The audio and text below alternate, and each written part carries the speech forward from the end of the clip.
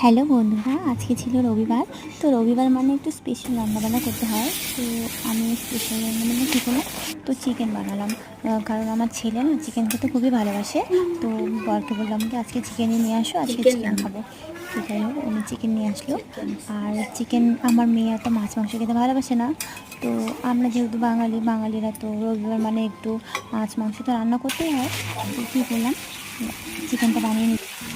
ছেলে চিকেন খেতে খুবই ভালোবাসে, ওর জন্য চিকেন বানালাম। মেয়ে তো আবার ঝাল খাবে না, তার জন্য মেয়ের জন্য আমি কী করলাম, পেঁপে আসছে তো পেঁপেটা একটু চারিদিকে সম্বাদ দিয়ে মেয়ের জন্য একটু মিষ্টি মিষ্টি পেঁপে ভাজা পেঁপে একটু ঘন্ট করে নিলাম।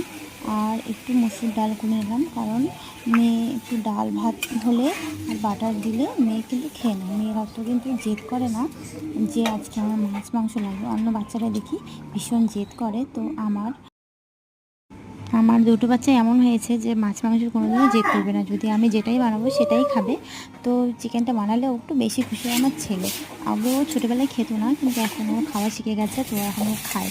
তো মেয়েটা এখন আমার খাওয়া শিখিনি, সেই জন্য ওকে আমি বাটার ডাল আর একটু মিষ্টি মিষ্টি ভাজা টাজা হলে ওটা দিয়েও ভাত খেয়ে নেয়। তো ফাইনালি আমার রান্না হয়ে গেছে, এখন ওদেরকে খেতে দিয়ে আমি জাস্ট এখন খেতে বসবো। তো ফাইনালি আমি এখন খেতে বসে গেছি বন্ধুরা। তো কেমন লাগলো ভিডিওটা? টাটা সবাইকে, ছোট্ট ব্লগ।